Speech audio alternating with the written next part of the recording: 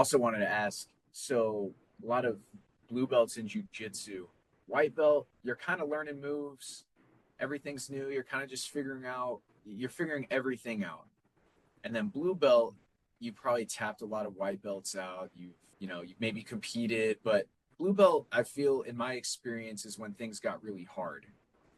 White belt, it was hard in a different way. White belt was just hard because I didn't know what was going on. Blue belt, everything got really technical.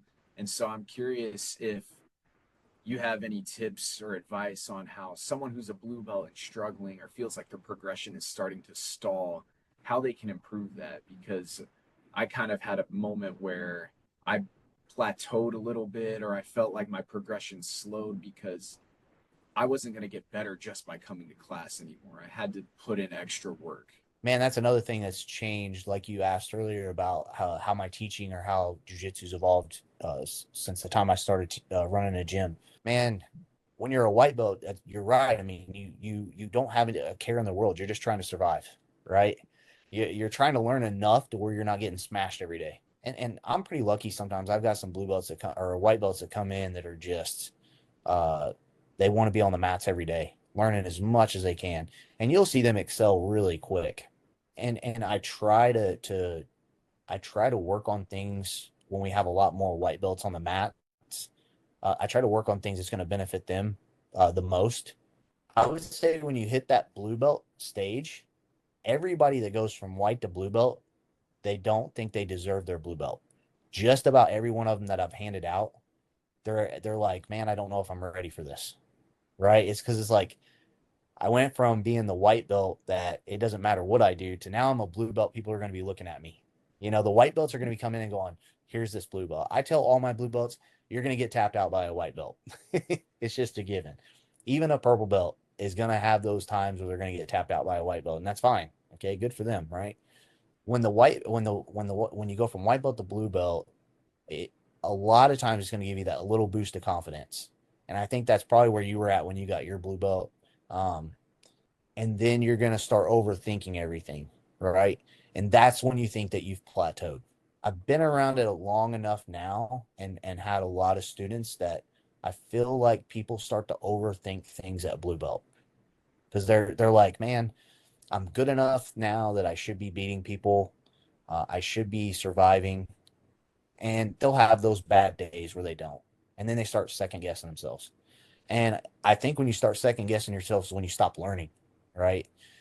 You need to go in with those goals set every day that I want to get better at this, right? Take notes, guys. I know a lot of people's probably going to watch this, and I tell students all the time, grab a notebook, grab a journal, take notes, especially from at white and blue belt. Take notes of how your training is going, how your rolls are going. Because by the time you get a blue belt, most likely you're going to be rolling quite a bit. Because by that time you know how to keep yourself safe. But take those notes, do private lessons with your professor or your instructor, and have them help you with the notes that you've taken down. And then when you go back to training, put yourself in those positions and try to fix it. Because I think what happens is, again, is you start doubting yourself, and then you stop focusing on the learning side of things, right? Because you're at that little in between area. Now I've made it at my academy. I've made it a little more of a challenge. I try to tell my white belts, like I said, every now and then I'll get two or three, maybe four white belts a year that come in that are just they're good. They're there 5 6 days a week. Can't kick them off the mats. I mean, they're the ones sweeping and mopping with me at the end of the night.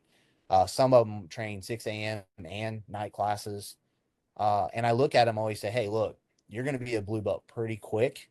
Why don't you do one IBJJF Pan Americans before you get your blue belt? And then they get to go compete at something big like that. And by the time they get to blue belt, it's nothing new to them. They're competing so much and they're doing so much that they keep evolving as they get their blue belt. But the average person, like usually what we're talking about that walks in the gym, they don't compete enough. They don't roll enough. And then that's when they get to blue belt, they start to and you just started competing recently, didn't you? Like more than you used to. Yeah, only been competing about a year. Yeah.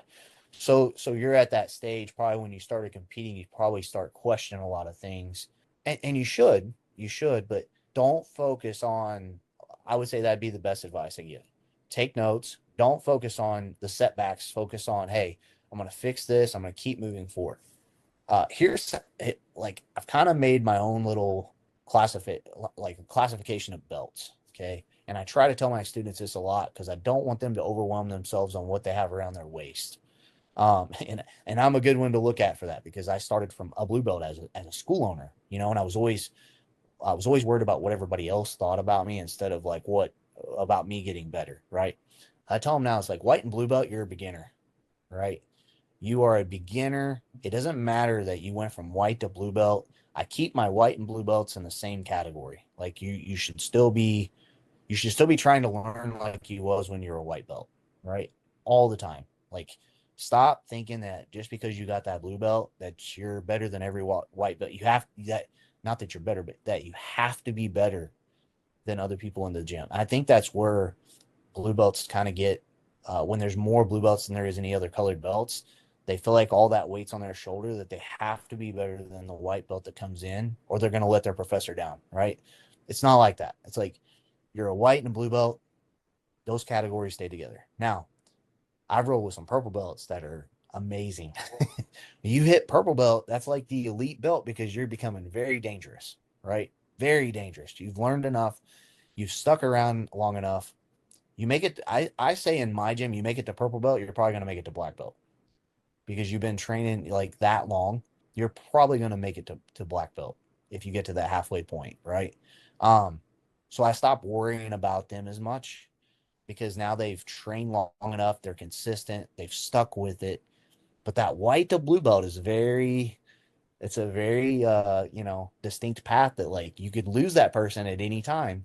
They could want to fall off that course, and it's really hard to keep them on that when they start doubting themselves. So best advice, you're in that beginner stage even though you're still even though you're a blue belt. Take those notes, work on the things you need to work on, get with your professor, get a private lesson, work on the things with him or her. She, might have a female instructor. There's some absolute amazing female instructors out there now too. So get those things fixed and get back on the mat and try them. And if you fail at it, just keep going. Right? Don't doubt yourself. You're still in that beginner phase. You know, work on those things like you're still a white belt.